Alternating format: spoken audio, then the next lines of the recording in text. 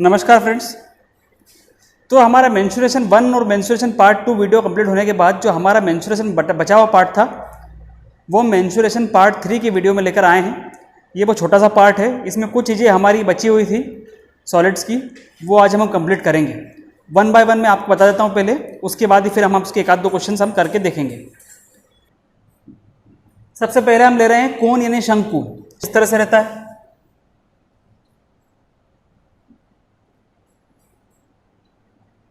हम इस तरह से कुछ कह सकते हैं।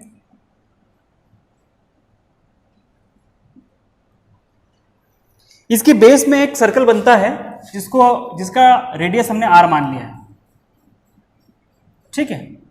वो डायमीटर d है, इसकी हाइट h है और इसकी स्लेंट हाइट तिरछी वाली ऊंचाई l है। सबसे पहले सरफेस है, इसलिए कर्व सरफेस एरिया क्या होगा, pi into r into S या L, पाई आर एल, ये होगा इसका कर्व सरफेस एरिया। चूंकि आप देखिए ये वाला एरिया की हम बात कर रहे हैं, ये क्या होगा, पाई आर एल होगा, ठीक है। दूसरा टोटल सरफेस एरिया, तो पाई आर एल प्लस, अब इसमें क्या जुड़ जाएगा, इसमें नीचे वाला एरिया जो इसके है ना, तो वो कितना होगा,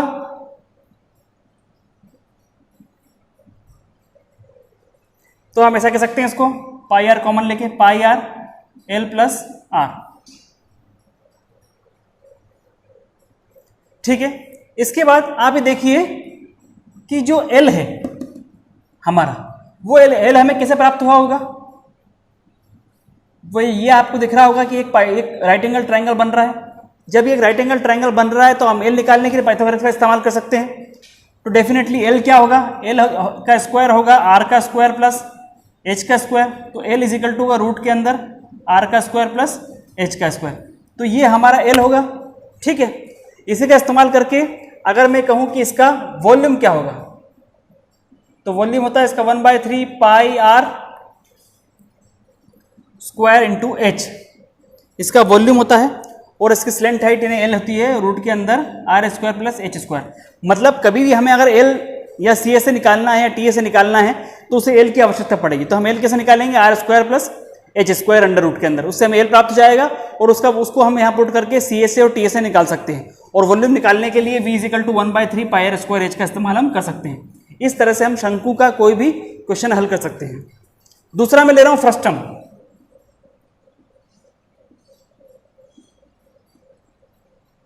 फ्रस्टम कई प्रकार के होते हैं, फ्रस्टम ऑफ कोन होता है, फ्रस्टम ऑफ पिरामिड होता है। पहले हम लेते हैं फ्रस्टम ऑफ कोन, है ना। फ्रस्टम ऑफ कोन कुछ नहीं है, जो कोन अभी तक था उस कोन को हमने ऊपर से काट दिया,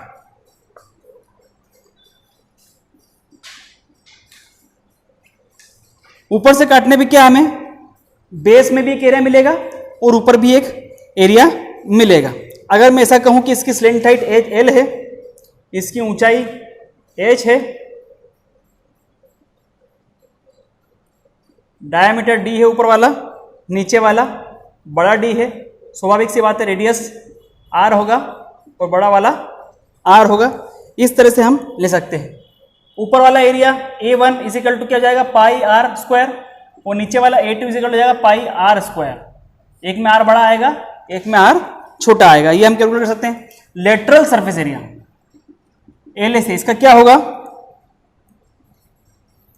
पाई एल आर प्लस हमारा कर्व सरफेस एरिया था, वो क्या था, पाई आर एल।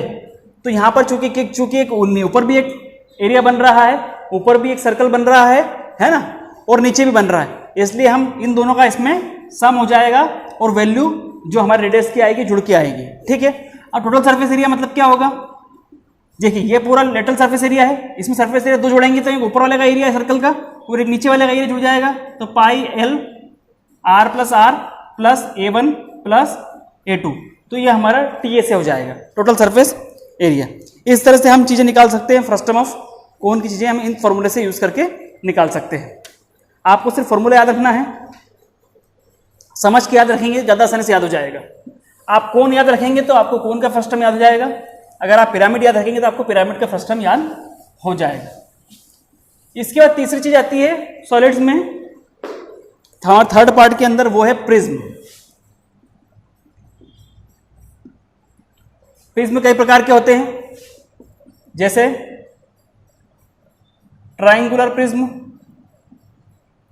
है ना, हम कहें पेंटागोनल या square prism, pentagonal prism, square prism होता है, हेक्सागोनल प्रिज्म।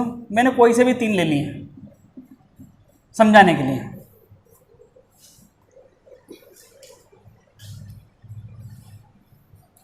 एग्जाम्पल के लिए एक ट्रायंगुलर प्रिज्म है, तो हम क्या कहेंगे कि ये ट्रायंगुलर प्रिज्म का बेस है। प्रिज्म और पिरामिड में क्या अंतर है? प्रिज्म और पिरामिड में अंतर है कि जो प्रिज्म है उसकी दोनों तरफ एक जैसी सतह होती है, यानी कि उसके 2 कंकरेंट बेसेस होते हैं, और प्रिज्म में एक कंकरेंट बेस होती है और एक तरफ वर्टेक्स होती है।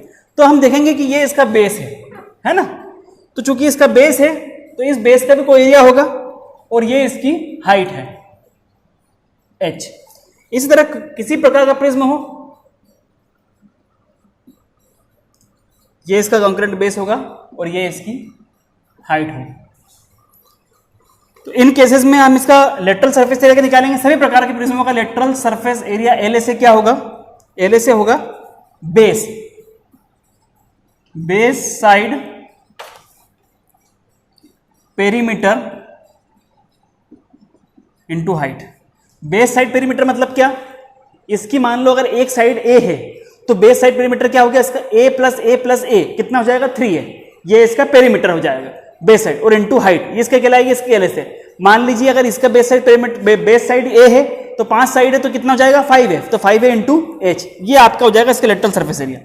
टोटल सरफेस एरिया, स्वाभाविक सी बात है, लेटरल सरफेस एरिया प्लस ये वाला हिस्सा और ये वाला हिस्सा, दोनों हिस्से जुड़ जाएंगे तो 2 into base area.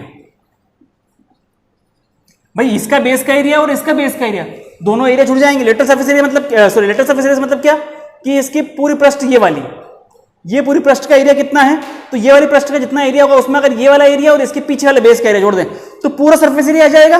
Total surface area क्या होगा? LA से plus 2 into base area. Volume, base side area into height, base side area into height, ये इसकी वॉल्यूम हो जाएगी।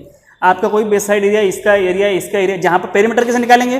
Perimeter base side perimeter into height, मतलब LA से कैसे निकालेंगे? Base side perimeter into height. Volume कैसे निकालेंगे? Base side area into height.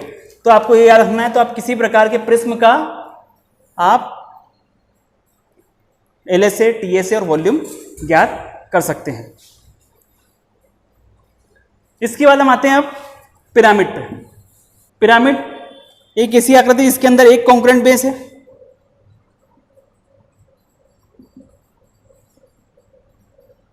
चाहे वो स्क्वायर पिरामिड हो। इसकी वर्टिकल हाइट h है, h vertical height,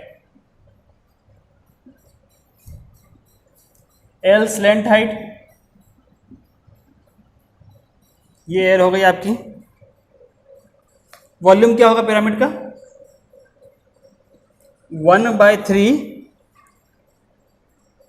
into volume of prism having same base area. कहने का मतलब यह है कि अगर आपके पास कोई स्क्वायर प्रिज्म होता तो उसका जितना वॉल्यूम होता उसका 1/3 आप लेंगे। तो अगर मान लीजिए आपको कोई एक स्क्वायर प्रिज्म दिया है जिसका बेस आपको दिया है 10 सेंटीमीटर, तो 10 सेंटीमीटर दिया तो उसका एरिया हो जाएगा, बेस एरिया आपका 100 हो जाएगा। ठीक है, मान लो उसकी हाइट 10 दी है तो उसका वॉल्यूम कितना हो जाएगा? 1000 हो जाएगा। तो यह कहने का मतलब ये है कि उस वैसे अगर वो स्क्वायर पिरामिड जिसका बेस एरिया 10 का ही है, जिसकी एक साइड 10 की है और जिसका बेस एरिया 100 का है, तो उस केस में उस पिरामिड का वॉल्यूम कितना होगा? 333.33 क्यूबिक सेंटीमीटर होगा, और उसमें उसकी हाइट का मल्टीप्लाई हो जाएगा। तो हम लिख सकते हैं V = 1/3 इंटू ए इंटू एच। इसका लेटरल सरफेस एरिया क्या होगा?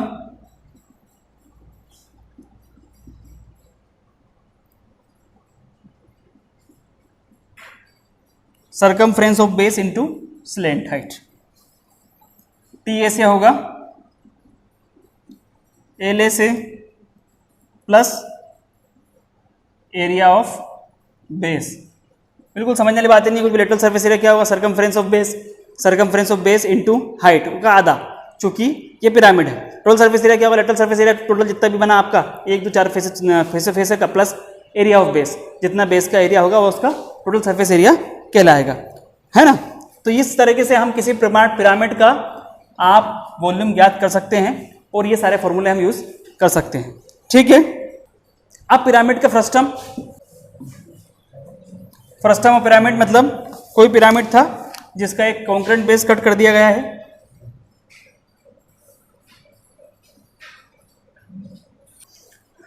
एल ए से, टी ए से और वॉल्यूम तीनों हो गया।